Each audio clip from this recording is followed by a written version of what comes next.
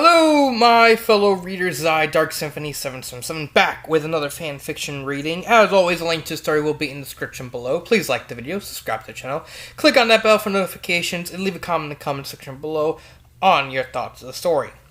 So, the story I am doing a reading of is Tide by Little Karibo. Yes, that Little Karibo. And it is a Yu-Gi-Oh! Fanfiction, of course. For those of you who don't know who Little Karibo, first off, what are you doing, living under a rock? Second off, Little Karibo is, of course, the creator of Yu-Gi-Oh! The Abridged series, with Bandit Keith in America. Sorry, I had to at least throw in one in America thing. I had to. It's required. So, let's get started. Not a long story. Joey's father cracked open another bottle of cranberry juice, admiring the pink halo effect as sunbeams stroked its surface. There was a moment of familiarity as he placed it to his lips and drank. In his mind, thirst was a vicious creature that became agitated if it didn't get the attention it required, and staring out into that bleak, endless ocean made it very agitated indeed. Kids seemed to like it, though. They were playing somewhere around the rim of the more delicate waves. Had she been standing, Serenity would have been up to her waist in salt water. Whereas Jody, striding through the stuff, was starting waves of his own as water sprayed vibrantly off his knees and made a mess of his reflection. He was carrying her in his arms, shouting happily about nothing in particular, while his sister laughed at damn near every word he said. Watching them play was nice. It almost seemed a shame to destroy what little joy remained between them. A voice from beside him, the deck chair, spoke. So once you sign these documents, it'll be over. Well, as far as you and I are concerned, there will be a few more legal obligations. I'm sure commitments you'll be bound to keep, which would be quite an achievement for you. But as far as I'm concerned, the deck chair breathed. When you write your name on it, that last scrap of paper, I'm out of your life. For good. And so is she. Joey's father looked up. The bright yellow umbrella, almost golden, shielded half his vision from the sky overhead. The rest of it filled blue with the occasional black-tailed gull gliding in off circles. He clung to the bottle as if to steady himself, as the world became so vast and dizzying all at once. He hated when she talked about the divorce. It was enough that he had to constantly think about it. Enough that it clung to his nightmares and still pulled at him when he awoke from even the calmest sleep. But to hear it, that wasn't called for. He never asked for that. He never even brought it up. Why should she talk about it? Why here? Why now? I'm trying to enjoy this. He sipped up the cranberry juice. Though he could have meant any number of things. He could have meant the sun, even though he'd been complaining about how bright it was the whole time. He even had to apply his own damn lotion. When he had totally screwed up, of course. Serenity had giggled at him, and he recalled feeling something horrible swell in his gut. Later he would remember it as Joey who had laughed at him, and Joey would go to school with another hidden bruise the next day. At least let me keep that much. My ability to enjoy stuff. There were things he still enjoyed about this. He still enjoyed looking at her from time to time. Serenity. She was beautiful, even if she did remind him of his wife, but it was a good memory. A memory of things before they turned sour. Serenity was born into the relationship at the breaking point. It was as though they had climbed to the top of the mountain, plucked that gorgeous little girl out of the sky, and then careened down the other side with no concern for their own safety, and nothing but jagged, hateful rocks waiting below. She represented the apex of their love for each other, but everything had been built to support, and now the support was collapsing, and she was being taken away. But even so, he liked to look at her. He liked the small moments of affection they each showed him, even if he had done nothing to earn them.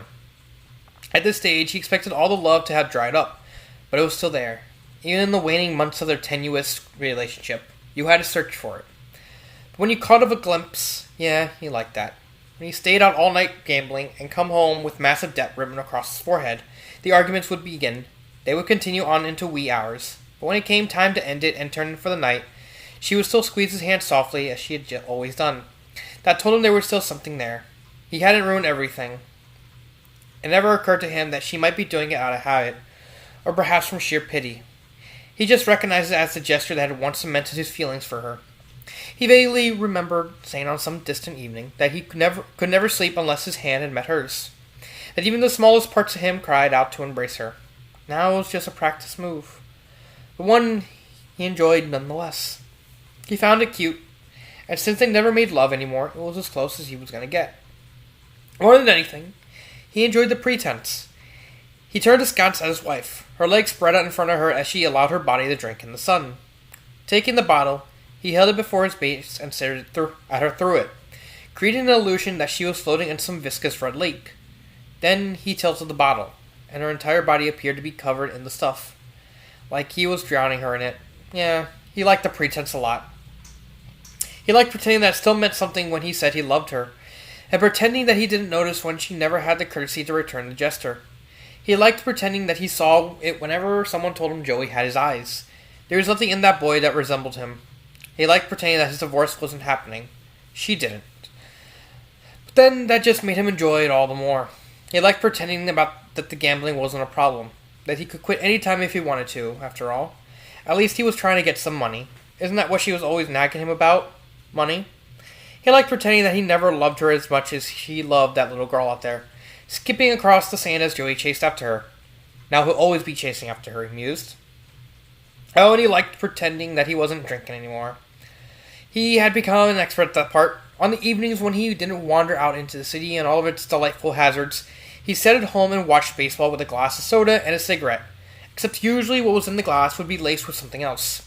He'd get drunk a lot, but a few breath mints or alcohol-free breath spray, har-de-har, could stop her from smelling her. And if it made him angry or even violent, he could blame it on their imminent divorce. It was, after all, killing him on the inside, depressing him to the point of suicide. She had to sympathize with that, losing her. The very thought made him frantic. She would cry out to him, not from anger or fear, but from desperation, for him to see sense. But in his drunken state, he could no more do that than he could physically hurt Serenity. So he'd come down on her like a ton of bricks. And no matter how many times she accused him of being under the influence, she hadn't a leg to stand on, so to speak. Yeah, he liked the pretense. Liked it so much he deceived himself sometimes. He took another swig of cranberry juice, only to find the bottle had run dry. Tossing it into the sand where it became planted upside down, like some bizarre glass cactus in a miniature desert, he reached down to grab another from the bucket between the deck chairs. Somewhere across the beach, a distant voice sang. It was Joey. Two kids were building sandcastles together. The tide comes in, the tide goes out. Joey's voice irritated him as the sun scalded his temples. Don't matter if you scream or shout, sooner or later the tide goes out. Some kind of children's nursery rhyme, maybe. Probably something he picked up in school. Joey's father pierced open and get another bottle and watched them build together. Sooner or later the tide would go out, but right now it was coming in. And all this, the beach, the deck chairs, the discarded bottle, the sandcastles, it would all be obliterated. Gradually, painfully. If you came back tomorrow, you wouldn't even know they had been there. The ocean would drink it all away. He drank some more. Sooner or later, the tide goes out. So there's a lot to take in with the story. So it's family angst. It's in the story. I'm not too familiar with the backstory of everything because I haven't read the manga. Because I have seen the anime. They didn't go into much detail of the backstory of Joey as much in the anime than it did in the manga. I know that... Okay, so... Sorry, there's a big argument happening. Anyway, where was I? Oh, yeah. There's a lot to go through. So, like I said, we don't know... We know that in the manga, Joey went through like a really rough life. His father hit him, abused him, he was apparently a drinker or a gambler, and there was a divorce. He kept Joey, his wife got Serenity. That's basically what's happening. This is basically, as the divorce is happening. Basically, he's talking to his wife, and they're filling out the paperwork. He's kind of keep himself in denial. It's the mindset of someone who kind of realizes that he's at fault, but is not willing to accept that reality. It's a very psychological denial sort of thing. Like where people know that they might be at fault but refuse to accept that. Like they're in denial that they might be in the wrong for anything. And this sometimes happens in relationship. For some reason, this seems to be like a strict thing to relate in relationships, where one person is kind of more understanding about whether who's at fault or anything, while the other one's like staunchly in denial that they kind of did anything wrong, that they're not and they refuse to accept that they might have been wrong. I don't know. It's just something I've heard and something I noticed. He's talking about how he's enjoying everything. There's hints of pedophilia. Hence why the wife's probably taking Serenities, because it's in the second half. He's kind of implying that he would go after Serenity like that. He's drinking cranberry juice, but at the end, it's pretty obvious that the denial kind of is going even to the fact that if it's probably not cranberry juice, he probably spiked. It's probably like red wine or some kind of red alcohol. I'm not an alcohol drinker, so I don't really know. I know it's like certain wines are red wine, stuff like that, like Cabaret, not Cabaret, like sangria, stuff like that. They usually are like in reddish tints. He could be drinking actual cranberries, but the wording of everything kind of implies that he's drinking quotation air quotes cranberry juice unquote.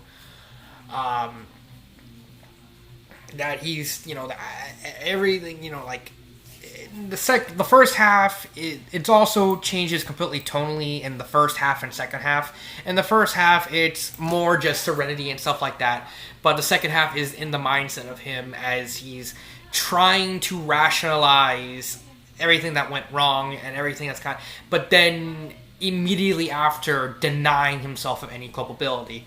It's a very dark story, which kind of fits the angst tone of it. I know this is just my take. This is what I'm reading. There's also a possibility that he kind of feels sorry for himself. Like there's so much to take in this story, especially in the second half. The first half is pretty simple. They're just talking about the divorce, but it's the second half when he starts kind of doing it like a mental introspection. Like he doesn't know whether or not she was just going through the motions of the abuse or stuff like that. Because here's the thing with with abuse, it's always different. With men abusing women, it's always physical. But women abusing men, yes, women can abuse men. It's usually like psychological, mental stuff like that. But in this sentence right here, like it's so much he even deceived himself sometimes. Like he's that's kind of relaying that he's he's deceiving himself. Like that whole mental part in this whole couple part is him just lying to himself, just try and throw everything under the bus. It's also, I think, like the cranberry juice is not really cranberry juice. That he's not only is he mentally seeing it, he's like perceiving it in reality. That he might have replaced that he might be drinking cranberry bottle stuff out of cranberry bottles. But what's in them is not cranberry juice. That's just my thoughts. If I had to rank it on a 1 to 5, I would actually give this a 5. I do like the tone of the story. I do like what's being presented, the themes, however short they were presented, the implications, everything, the connection with like Joey and Serenity and stuff like that. Everything kind of flows together really well. I don't think this story should not be a story like this shouldn't have been that long. Like, and it's perfectly fine. Sure, you can kind of lengthen it if you want, kind of go more into like the backstory, how everything started and stuff like that. But you don't have to. As it is, it's really good. I do like it. I would give it a read. Actually, give it a read and tell me your own interpretations of the story. I would actually like to hear your thoughts. So, this is Dark Symphony 777 with Tide by Little Karibo. This has been Dark Symphony 777 and cut.